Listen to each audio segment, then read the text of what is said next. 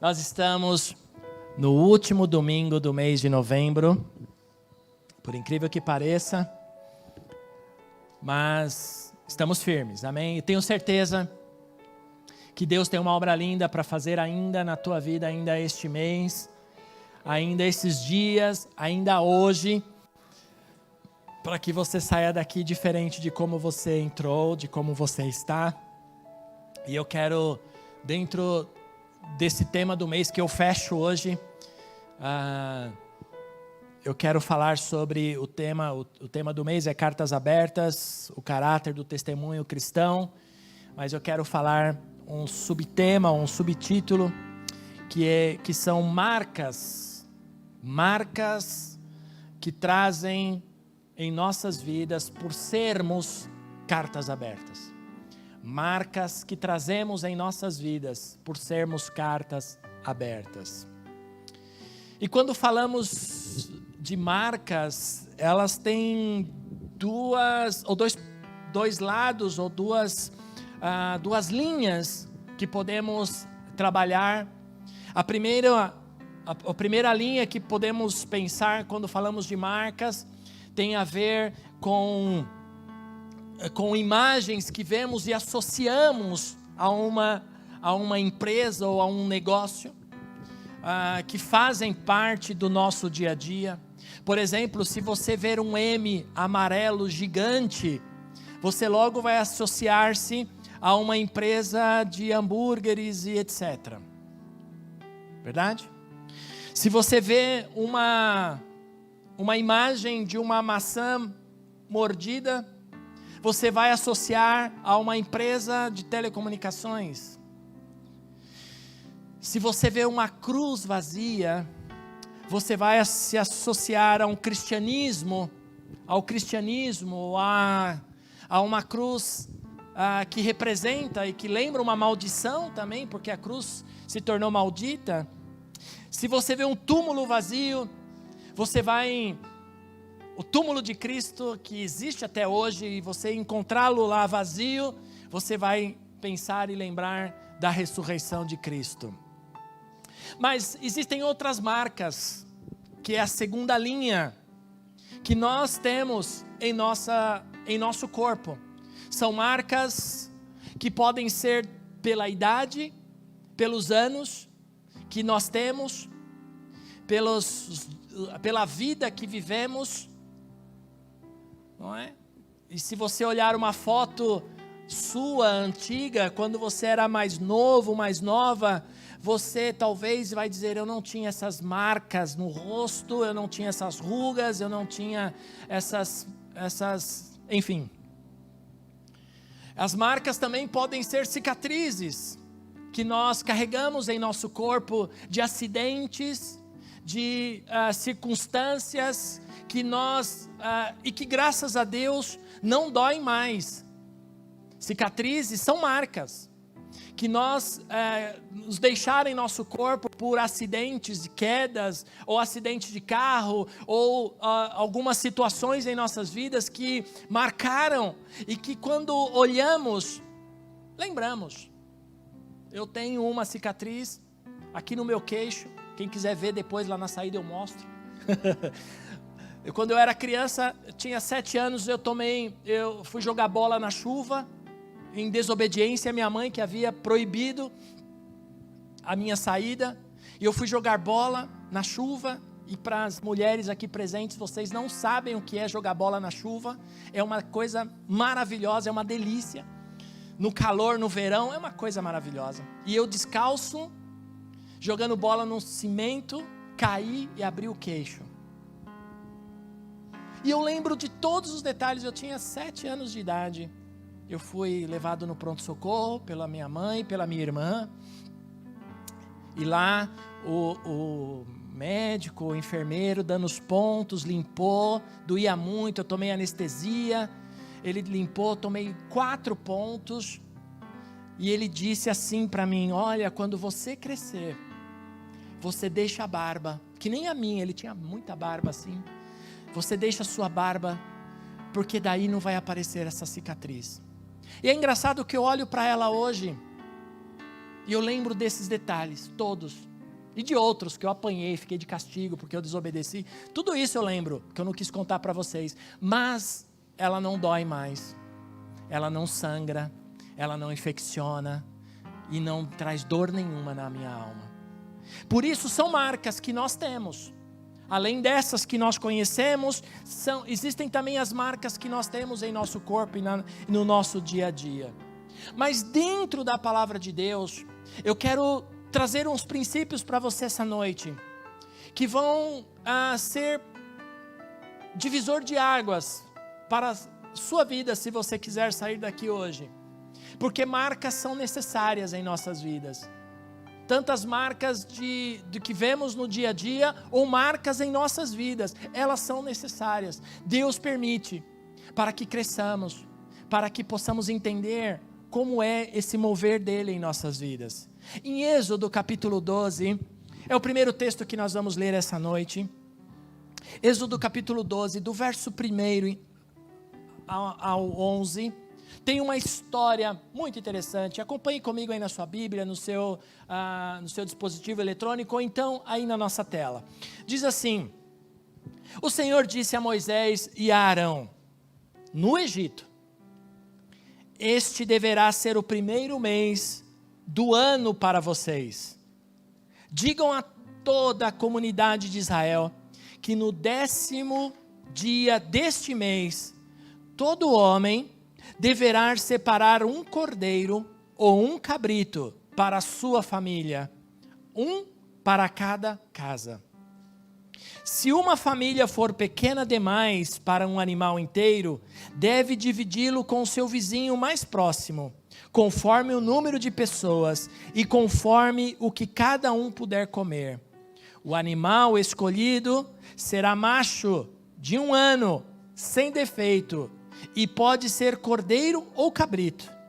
Guardem-no até o 14º dia do mês, quando toda a comunidade de Israel irá sacrificá-lo ao pôr do sol.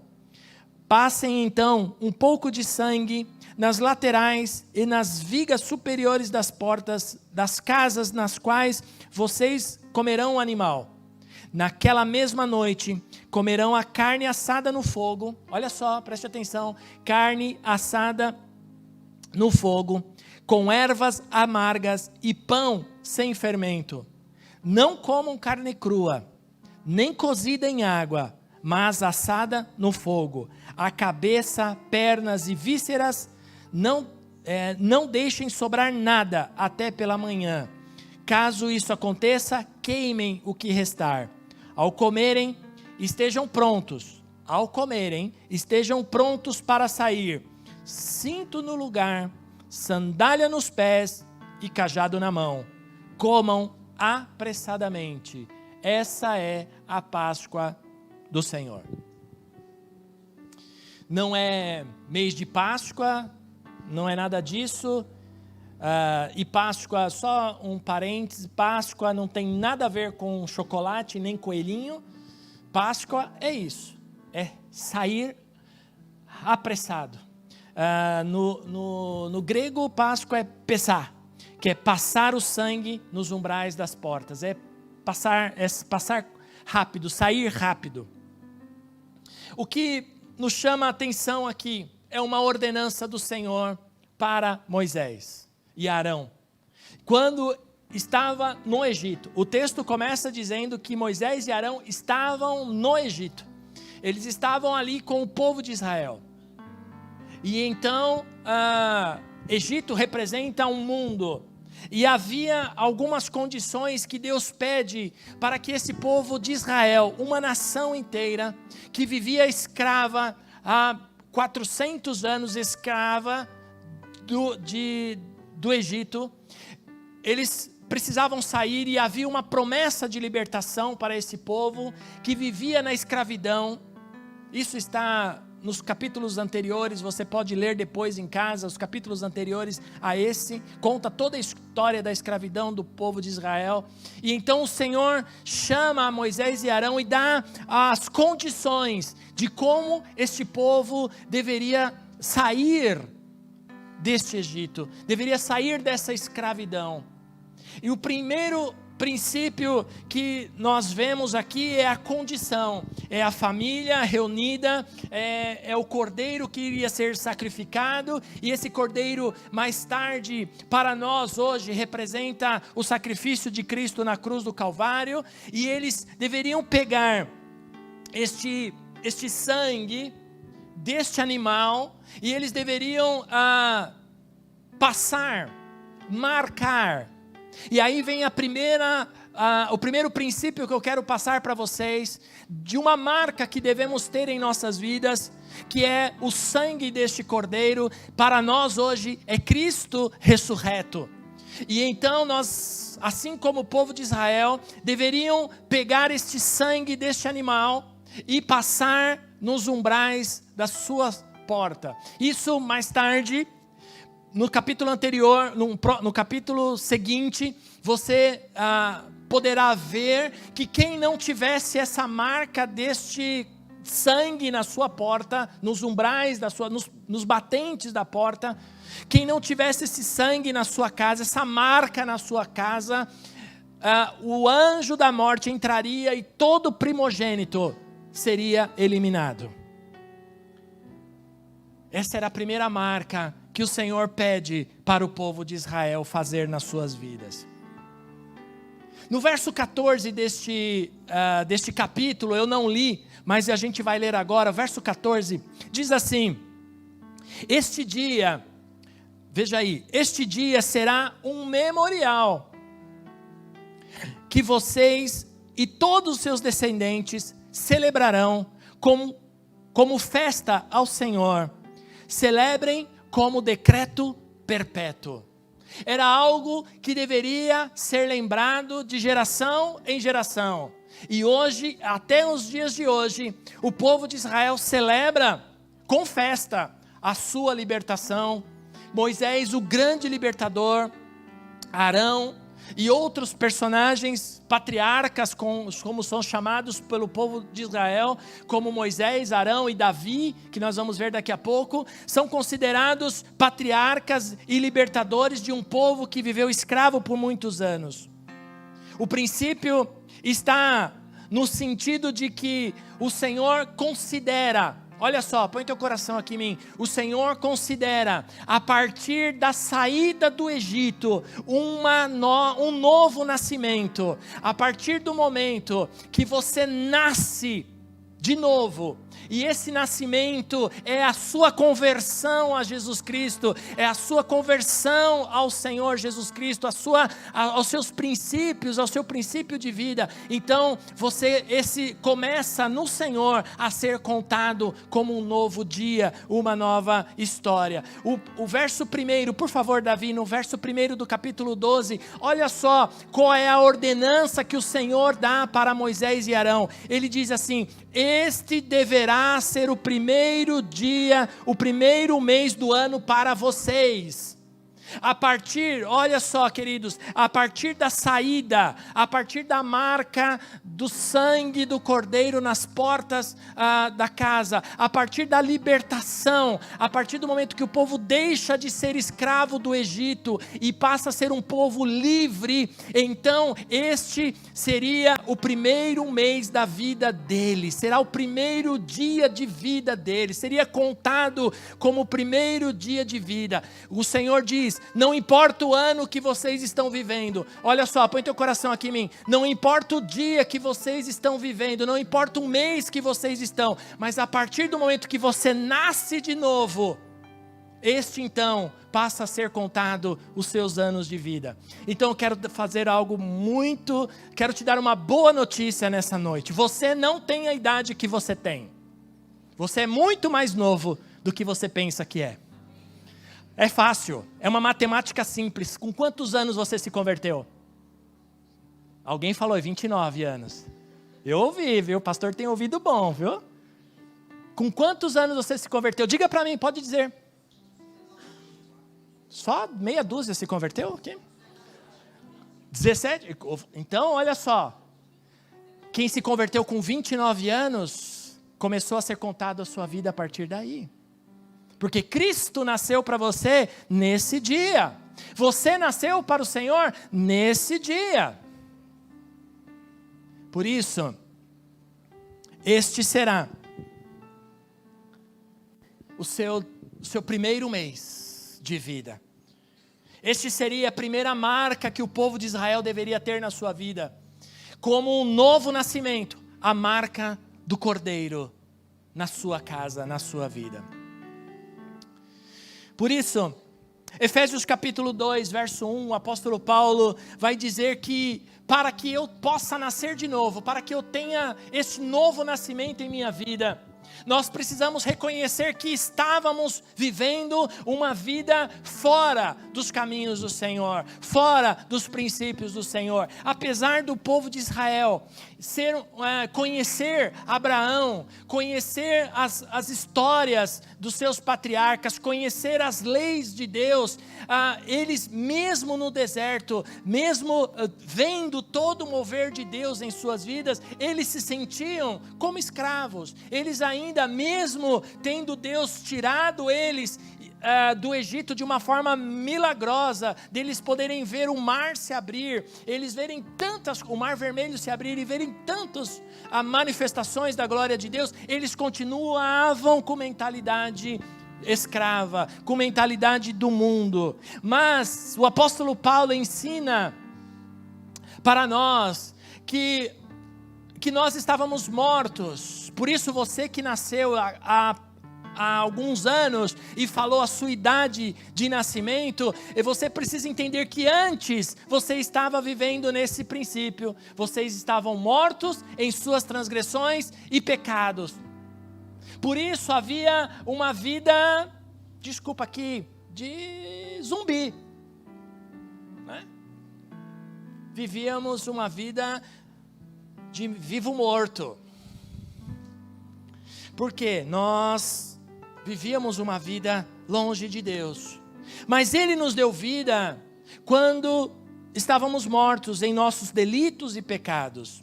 Por isso eu quero trazer uma afirmação para você nessa noite. Ninguém, olha só, ninguém é filho de Deus, põe teu coração aqui em mim. Ninguém é filho de Deus até que nasça de novo. Quer ver uma coisa? Olha só, se você sair aqui na rua, daqui a pouco na saída, e pegar a primeira pessoa que estiver passando na nossa calçada aqui, e perguntar para ela, você é filho de Deus? O que ela vai dizer? Claro que eu sou filho de Deus, você está maluco? Mas você faz uma segunda pergunta, mas você nasceu de novo? Como assim? Nasci de novo. Porque ninguém pode dizer que é filho de Deus se não nascer de novo. Por isso Deus vem e fala para Moisés e Arão dizendo: este será o primeiro mês do ano de vida de vocês.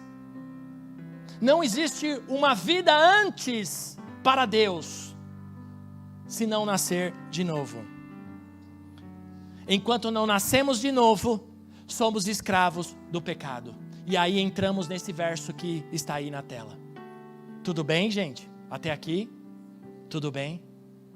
Enquanto não nascemos de novo, somos escravos. Mas aí você pode perguntar, mas pastor, pode existir pessoa que diz que nasceu de novo, mas não nasceu de novo? O que vocês acham? Sim ou não? Sim, está cheio de gente assim, que acha que nasceu de novo. E esses são aqueles que não conseguem vencer o pecado. São aqueles que não conseguem deixar o mundo, que não conseguem deixar o Egito. Todos estavam mortos. O texto que nós lemos diz que todos estavam mortos. Vocês estavam mortos. Uma morte espiritual, não uma morte física. Lembra domingo passado, quem estava aqui à noite, eu falei dos 3 tipos de morte que existe.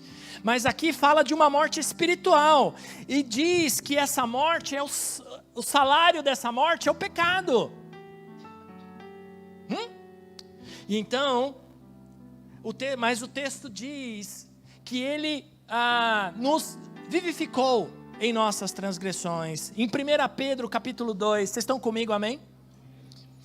Alguém cansado? Não, né? Ainda não. 1 Pedro capítulo 2.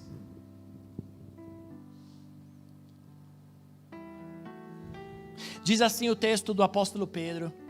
Ele mesmo, Jesus, o apóstolo Pedro está falando de Jesus. Ele mesmo levou em seu corpo os nossos pecados sobre o madeiro, sobre a cruz, a fim de que morrêssemos para os pecados e vivêssemos para a justiça.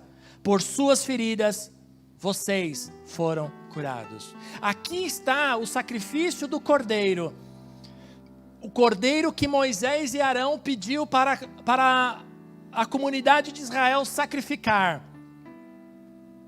Para ser, que deveriam ser sacrificados, seu corpo ser comido, assado, comido, e o seu sangue trazer proteção. Aí está a revelação desse cordeiro, através do apóstolo Pedro, dizendo que ele levou no madeiro, na cruz, os nossos pecados, as nossas dores, as nossas transgressões, para que pudéssemos ser curados, para que pudéssemos ser livres.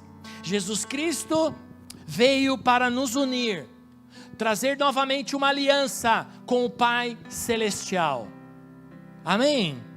Jesus Cristo veio com a sua morte na cruz do Calvário, por mim e por você, para nos unir novamente com o Pai Celestial. Por isso, hoje podemos dizer, olha só, põe teu coração aqui em mim. Hoje podemos dizer que o Pai é nosso. Amém? Porque Ele morreu por mim e morreu por você.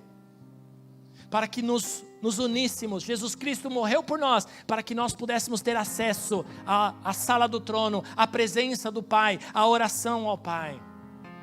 Mas como entender isso? Porque muitas vezes, amados, e aqui eu quero trazer um princípio dos nossos dias, contextualizar os nossos dias, as nossas lutas, as nossas dores, porque muitas vezes no nosso dia a dia não conseguimos enxergar essa manifestação de Cristo por nós na cruz do Calvário, não conseguimos entender essa ressurreição de Cristo. E quando falamos desse princípio, muitas vezes não cabe no nosso entendimento, porque é muito louco, vamos dizer assim, interpretarmos isso ou traduzirmos dessa forma, porque nas nossas dores, nas nossas lágrimas, nos nossos medos, nas nossas inseguranças, nós não conseguimos enxergar muitas vezes Jesus Cristo.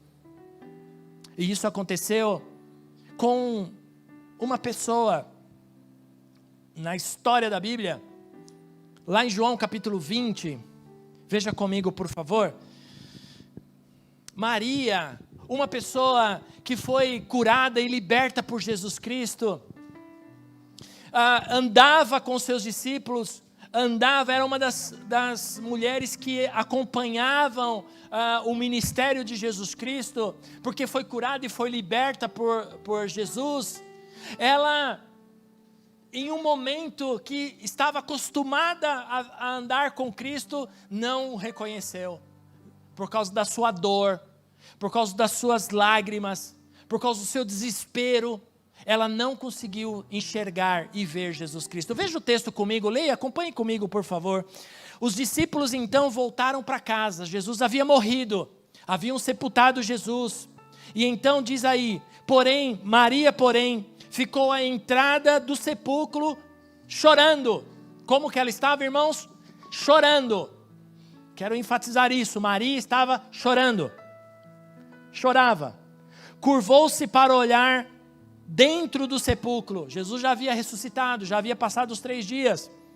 E viu 2 anjos vestidos de branco, sentado onde estivera o corpo de Jesus. Ela sabia, ela foi lá, ela ajudou a limpar, ela passou, como chama? Ungüentos, perfumes, enrolou, enfaixou Jesus. Ela ajudou os discípulos a fazer isso. Ela sabia onde era o lugar. E então diz que naquele lugar estavam 2 anjos vestidos de branco, sentado onde estivera o corpo de Jesus, um à cabeceira e o outro aos pés. E eles lhes perguntaram: mulher, por que está chorando? Por que você está chorando? E ela responde: levaram embora o meu Senhor. Respondeu ela: e não sei onde puseram. Nisso ela se voltou e viu Jesus ali em pé, mas não o reconheceu. Olha que interessante, uma mulher que estava todos os dias andando com Jesus durante 3 anos, dormindo, acordando, cozinhando, fazendo coisas, arrumando, vendo todas as situações, não reconheceu Jesus. E disse ele: mulher, por que está chorando? Jesus pergunta para ela: mulher, por que está chorando? Quem você está procurando? Pensando que fosse o jardineiro, ela disse: se o Senhor o levou embora, diga-me onde o colocou e eu o levarei. Jesus lhe disse: Maria. E então, voltando-se para ele, Maria exclamou em aramaico: Rabone, que significa mestre. Jesus disse: não me toque, pois ainda não voltei para o Pai. Vá, porém, aos meus irmãos e diga-lhes: estou voltando para o meu Pai e Pai de vocês. Olha que interessante, estou voltando para o meu Pai e também é o Pai de vocês agora. Para o meu Deus e Deus de vocês. Maria Madalena foi e anunciou aos discípulos: eu vi o Senhor. E contou tudo o que havia acontecido. Olha que interessante, amados. Que tremenda essa história, porque no meio das lágrimas, no meio da angústia, no meio da aflição, o Senhor está falando conosco muitas vezes, mas nós não conseguimos reconhecê-lo, nós não conseguimos ouvir a sua voz, mesmo andando com Ele, mesmo sendo seus discípulos, mesmo ministrando, mesmo tocando, mesmo pregando, mesmo fazendo as coisas que estamos fazendo, muitas vezes não conseguimos ver,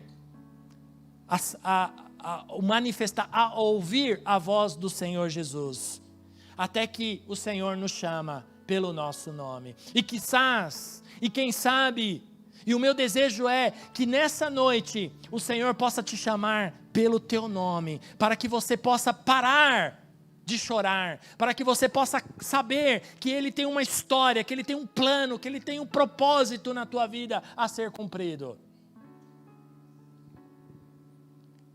Quando estamos em aflições, não conseguimos ver Jesus, nem tampouco reconhecê-lo. O confundimos com qualquer coisa. Maria Madalena confundiu com o jardineiro, imagina. E às vezes o Senhor está nos ajudando, e nós o confundimos com tantas coisas, confundimos com pessoas. Mas hoje o Senhor está aqui, para te chamar pelo teu nome, para trazer uma nova etapa na sua vida. Assim como muito provavelmente aconteceu com um homem da Bíblia. Põe teu coração aí na palavra de Deus. Diz assim, João capítulo 3, verso 1.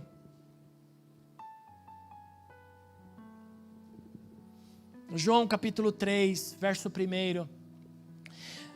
Jesus, diz assim a leitura: havia um fariseu chamado Nicodemos. Olha que nome bonito para você dar para o seu filho. Nicodemos. Você que vai casar, né? Você que é nova, você que vai ser mãe um dia. Nicodemos. É brincadeira, não sei nem por que eu falei isso. Vamos na leitura, né? Melhor. Havia um fariseu chamado Nicodemos, uma autoridade entre os judeus. Ele veio a Jesus à noite e disse: Mestre, sabemos que ensinas da parte de Deus, pois ninguém pode realizar os sinais milagrosos que está fazendo se Deus não estiver com ele. Em resposta, Jesus declarou: digo a verdade, ninguém pode ver o reino de Deus se não nascer de novo. Perguntou Nicodemos: como alguém pode nascer sendo velho? É claro que não pode entrar pela segunda vez no ventre da sua mãe e renascer. Respondeu Jesus: digo a verdade, ninguém pode entrar no reino de Deus se não nascer da água e do Espírito. O que nasce da carne é carne, e o que nasce do Espírito é Espírito. Não me surpreenda pelo fato de eu ter dito: é necessário que vocês nasçam de novo. O princípio aqui é simples e claro. Nicodemos sabia quem era Jesus. Ele conhecia Jesus. Ele era uma pessoa importante, ele era uma autoridade entre os judeus. Era um conhecedor das leis, mas ele estava vendo os milagres. No entanto, o que ele afirma: ninguém pode fazer. Eu sei que o Senhor é mestre, porque ninguém pode fazer, ensinar da parte de Deus e realizar milagres como você está realizando. Ele sabia quem era Jesus Cristo. Talvez nessa noite você saiba quem é Jesus por ouvir falar, por ver o que Ele tem feito em pessoas, por ver milagres que Ele tem feito em alguém. Mas talvez ainda você não tenha nascido de novo. E Nicodemos, por mais inteligente que era, por mais conhecedor das leis que era, ele questiona Jesus e pergunta: como que é isso? Jesus apenas afirma para ele: olha, se você não nascer de novo, você não pode ver o reino de Deus. É a mesma pergunta que eu fiz para vocês, ou o desafio que eu fiz para vocês perguntarem para alguém da rua se era filho de Deus. E vão dizer que sim. E aqui Jesus está afirmando o seguinte: se não nascer de novo, não pode ver. Ninguém pode ver o reino de Deus se não nascer de novo. Sabe o que isso significa? Põe teu coração aqui em mim. Significa que o porquê que as pessoas não entendem quando entram na igreja, numa igreja pela primeira vez, e não entendem por que estamos louvando, por que levantamos as mãos, por que choramos, por que dizimamos, que é o maior conflito, né? Por que você nasceu disso? Você está dando dinheiro lá para o pastor está rico. Oh, quem dera. É um dos maiores questionamentos. Por que não nasceu de novo? Diz que é filho de Deus. Olha só. Diz que é filho de Deus, mas ainda não pode ver. Por que não pode ver? Porque não nasceu de novo. Só pode ver o reino de Deus e ver esse sobrenatural, ver o mover de Deus, ver e entender o Pai Nosso, ver e entender a adoração, ver e entender o dizimar e ofertar, quem nasceu de novo. Quem não nasceu de novo vai questionar, vai reclamar, vai achar estranho, vai dizer: esse povo é tudo doido.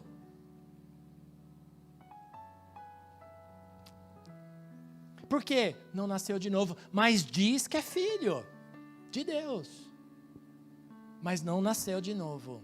Então, não vai conseguir ver o sobrenatural de Deus. Por isso, não se surpreenda se algumas pessoas não entenderem o seu cristianismo.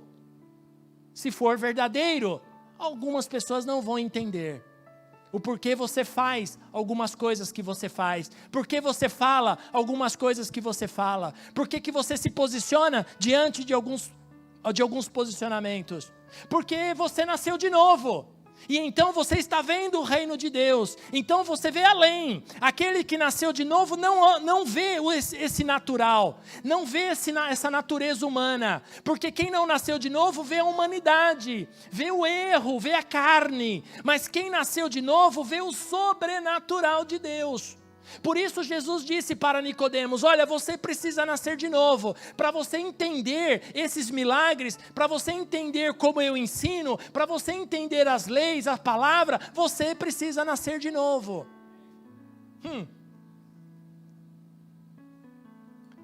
E ainda Nicodemos não consegue entender e pergunta: mas como é possível? Como alguém pode nascer sendo velho? É possível entrar novamente no útero, no ventre da sua mãe, tentar nascer de novo? E Jesus vem novamente e diz: olha, meu amigo, é o seguinte, eu te continuo falando a verdade. Se você não nascer da água e do Espírito, você não pode entrar. Jesus no primeiro plano, põe teu coração aqui em mim, presta bastante atenção nisso. Jesus no primeiro plano fala para Nicodemos o seguinte: se você não nascer de novo, você não pode ver. Mas se você não, o segundo plano de Jesus, a segunda fala de Jesus é: se você não nascer da água e do Espírito, você então não pode nem entrar no reino de Deus. Por isso, eu tenho uma seguinte teoria, essa teoria é minha e eu assumo a responsabilidade por ela. Tudo bem? Eu assumo total responsabilidade por essa minha fala. Por isso tem muita gente que vai ver o reino, mas não vai entrar nele, porque ainda não nasceu da água e do Espírito. A água é o batismo. Hoje nós tivemos batismo, batizamos 3 pessoas aqui hoje, pela manhã. Se não nascer da água, o batismo, e do nascer do Espírito, Espírito em letra maiúscula, põe aí por favor no verso, não sei qual é o verso que é esse. O Espírito está em letra maiúscula, está falando do Espírito Santo. Quem recebe Jesus de todo o seu coração, o Espírito Santo passa a habitar nele, e ele então se torna uma nova criatura em Cristo Jesus. Por isso Nicodemos, ele sai dali sem entender, ele sai dali sem entender esse princípio tão importante.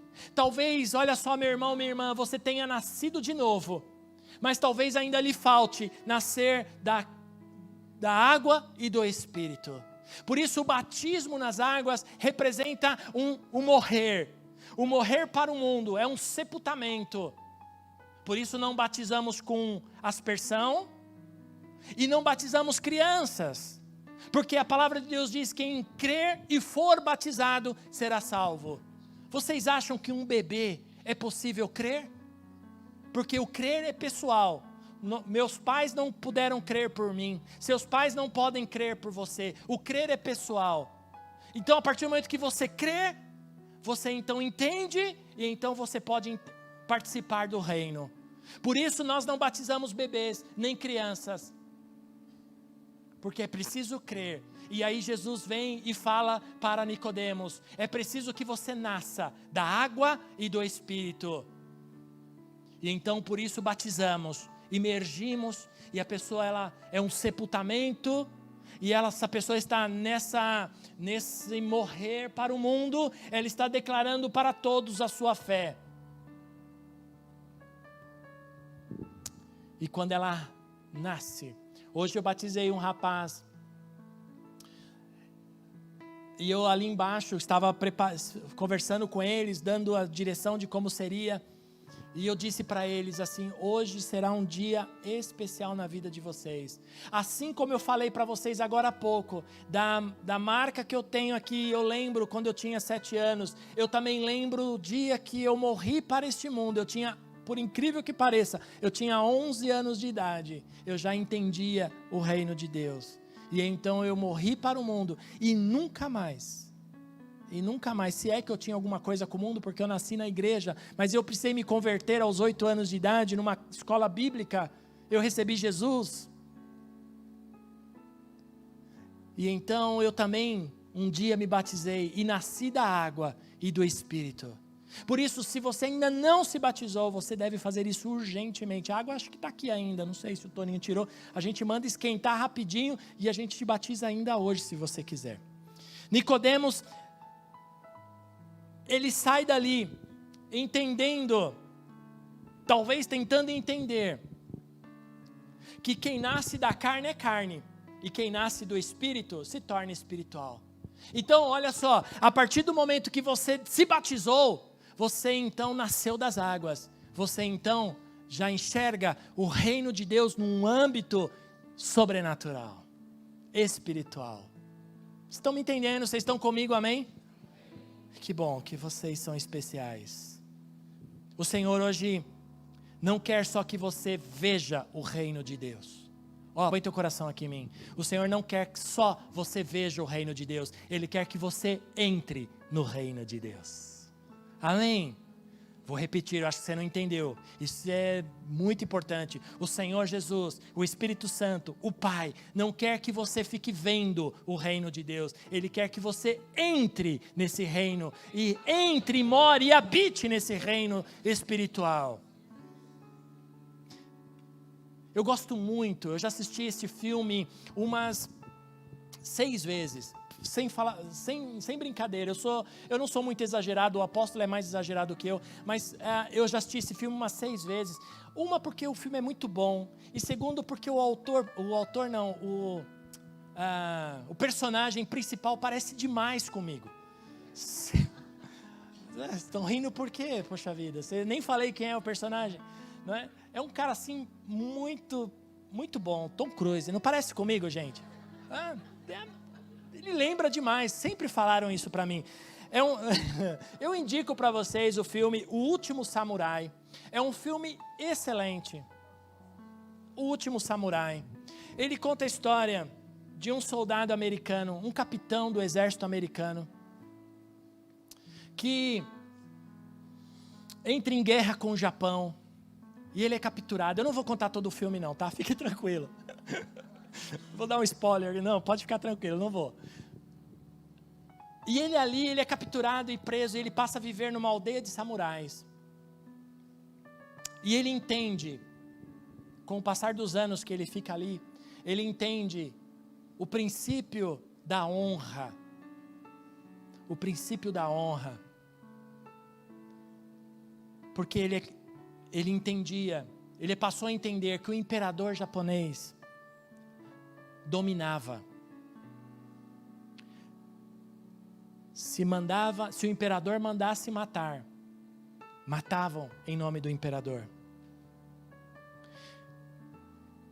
E o princípio era, não podia desonrar o imperador, nem a família do imperador.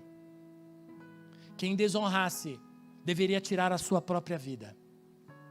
O soldado, o samurai que desonrasse o imperador, deveria tirar a sua própria vida. Para não contar todo o filme, eu quero te fazer uma pergunta. Quantas vezes desonramos a Deus com as nossas atitudes?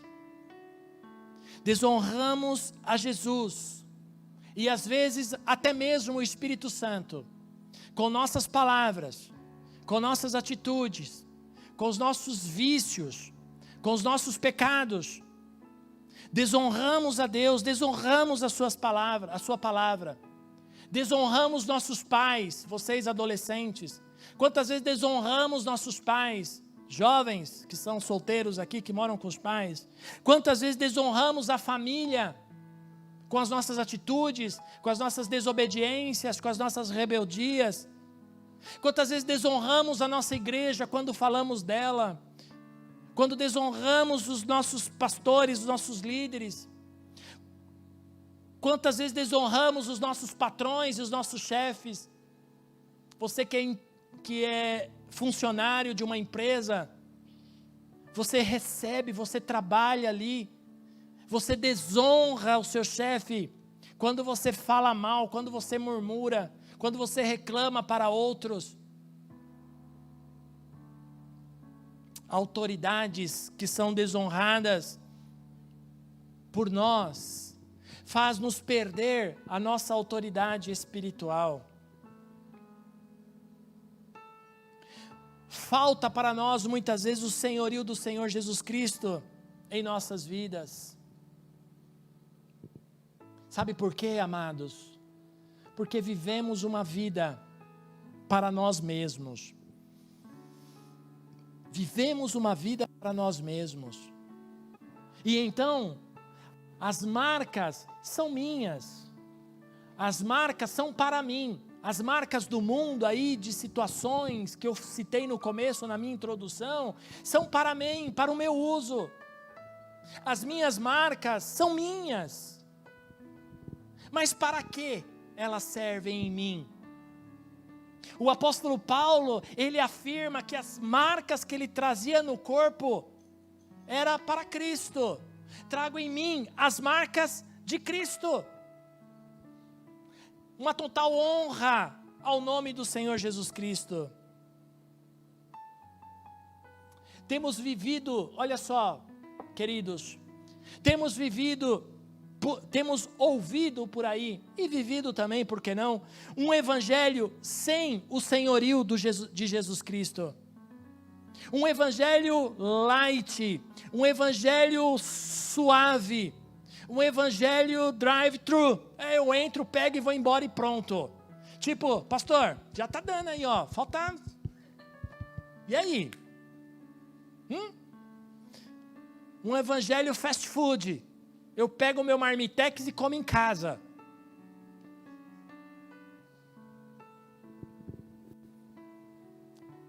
Olha só.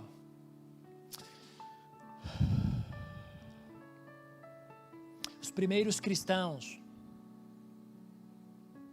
cristãos, para não serem devorados por leões nas arenas em Roma,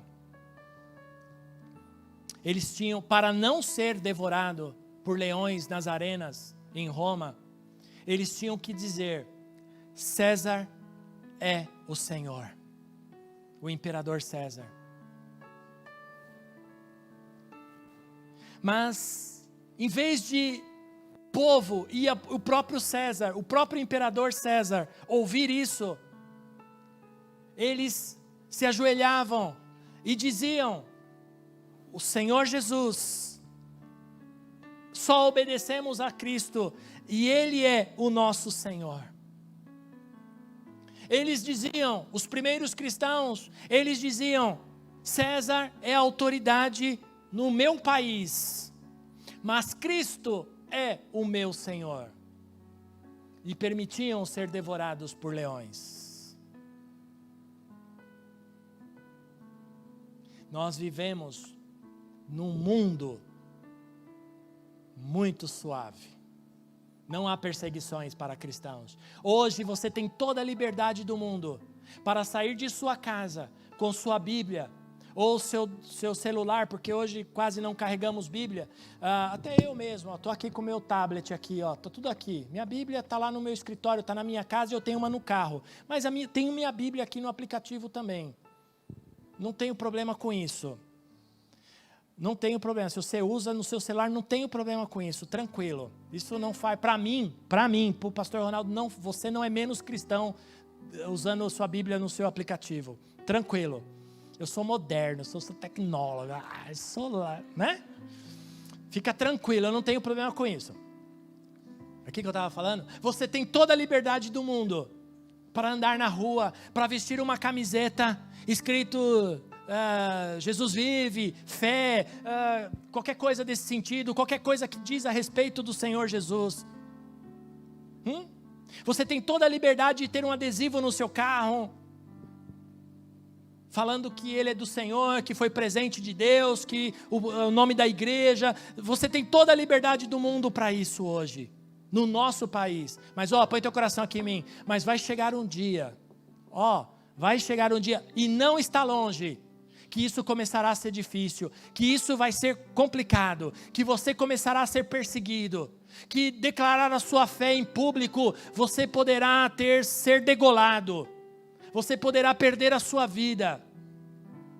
Não está distante disso, apesar de eu ouvir isso desde a minha infância, nas escolas bíblicas que eu participei, nos cultos que eu já ouvi, eu já ouço isso há muitos anos, porque sou um crente já de muitos anos, mas eu posso afirmar para você, está piorando, esse evangelho light, esse evangelho raso, esse evangelho sem marcas, esse evangelho sem caráter, está para acabar. porque vai exigir de cada um de nós um posicionamento. Olha, se você não nasceu de novo, pá, casa caiu, você vai morrer. E aí nós teremos que declarar a nossa fé de verdade. E aí vamos ver como vai ser as coisas. Se não nascermos de novo, não poderemos entrar no reino de Deus. Nascer de novo é mudança de reino. É você sair do reino das trevas para o reino da luz. Antes vocês eram trevas, agora vocês são luz. E o Senhor Jesus vai dizer: não se pode esconder uma luz, esconder uma lâmpada, esconder uma, não é lâmpada, candeia. Quem não sabe o que é candeia, procura. No dicionário, você vai ver aí os mais novos. Embaixo da mesa, embaixo da cama. Porque a luz, ela incomoda, ela ilumina. Existem teorias, existe uma teoria que afirma que não existe trevas, existe ausência de luz. Por isso, onde você está, tem que ter luz. No seu trabalho, na sua faculdade, na escola, no curso técnico, na rua, no ônibus, dirigindo, na padaria, aonde você for, minha irmã, meu irmão, você é luz. E se há trevas, quando você chega, então não pode mais haver trevas, porque a luz incomoda.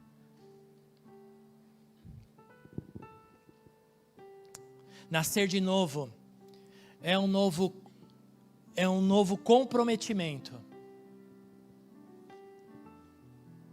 Me ajuda. Tiago, esqueci, deu um branco no seu nome. Eu gosto de um livro que eu recomendo também. Eu gosto muito de recomendar algumas coisas aqui. Vocês já viram, né? Recomendei filme, agora estou recomendando um livro que eu li há muitos anos atrás, eu nunca esqueço. Vai até ser lançado um filme dele. Eu estava lendo há um tempo atrás. Vai ser lançado no cinema esse filme, O Monge e o Executivo. Talvez você tenha já lido, é um livro muito bom, eu recomendo. Nessa história, esse monge, esse executivo de uma grande empresa multinacional nos Estados Unidos, vive um estresse emocional muito grande. E ele então, pelos seus terapeutas, ele é convidado a passar um período num mosteiro. E ele chega ali, naquele lugar no fim do mundo, no meio do mato, no meio do nada. Ele chega ali com seu notebook, seu computador, e nada funciona, não tem luz, não tem Wi-Fi, não tem nada. É tudo.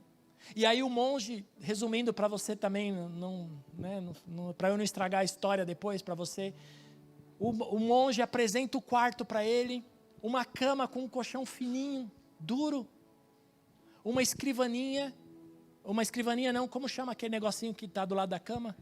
O criado mudo, por que chama mudo, né? Bom, enfim.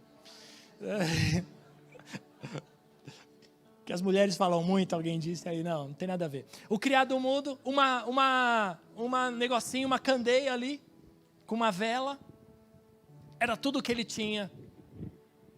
E ele chega madrugada, então de manhã, quando ele acorda, ele vai tomar o seu café, e ele, como executivo, estava acostumado com um monte de coisas no seu café da manhã, e quando ele chega, o seu café da manhã era uma xícara de café e um pão, pedaço de pão seco. E ele pergunta para o monge: onde estão os ovos e os bacons? E o monge então senta do lado dele e diz: vou te contar uma história. Você sabe a diferença da galinha e do porco? A galinha participa dando os ovos. O porco se compromete para dar o bacon. Por isso, não tem ovos nem bacon. Você escolhe o que você quer. Você quer só participar ou você quer se comprometer? Porque o porco morreu. Eu nunca vi um porco dar bacon se não tiver morrido. Por isso, nessa noite, o que marcará a sua história? A sua participação no reino ou o seu comprometimento no reino de Deus? Para se comprometer, tem que morrer. Tem que nascer de novo. Porque tem muita gente participando. Mas é preciso morrer para se comprometer. Termino com Atos capítulo 13. Os apóstolos falando sobre Davi. Os apóstolos, em Atos dos Apóstolos, ele diz assim, um dos apóstolos falando, contando a história para os seus discípulos de Davi, diz assim, tendo Davi, só a parte A, mas não tem como separar ali, né? Tendo, pois, Davi servido ao propósito de Deus em sua geração, morreu. Só até aí. Tendo Davi servido o propósito de Deus na sua geração. Hoje o Senhor te chama para você servir o propósito de Deus nesta geração, na sua geração. Para que você se comprometa, chega de participar, chega de só ver. O Senhor quer que você entre. E para isso tem que ser carta aberta. Tem que mostrar esse caráter de Cristo. Tem que ter uma vida aberta.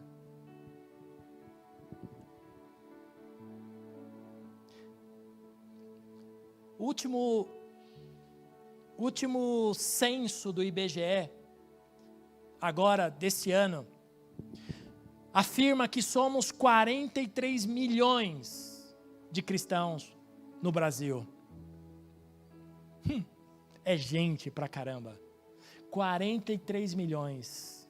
Onde estão este povo? Onde estão?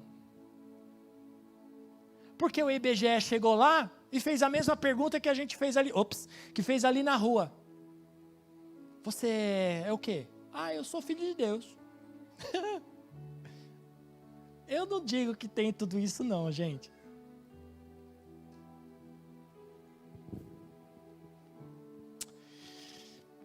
Não vir à igreja só para ser abençoado e próspero, como o pastor Marcelo acabou de contar aqui para nós. E sim, vir à igreja para ser transformado diariamente, para se comprometer todos os dias. Eu não quero mais participar, Senhor, eu quero comprometer, nem que para isso eu tenha que morrer todos os dias. Eu tenho que nascer de novo todos os domingos. Eu tenho uma frase comigo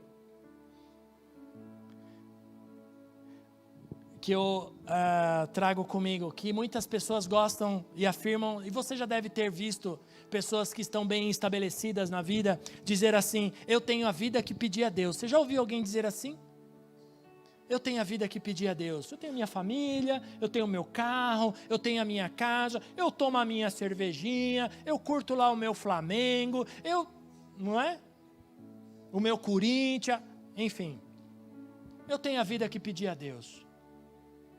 Mas eu quero dizer algo para você, essa frase para mim ela não funciona. Porque para mim eu tenho a seguinte frase, eu tenho a vida que Deus me deu.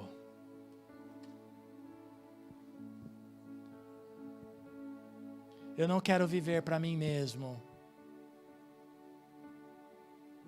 E então, eu volto lá na minha pergunta, quando eu disse e perguntei, quantos anos você tem? Quantos anos você tem agora? Porque um dia o Senhor te tirou do Egito. Os anos passam também para você que nasceu de novo. Os tempos passam para você também, que nasceu de novo.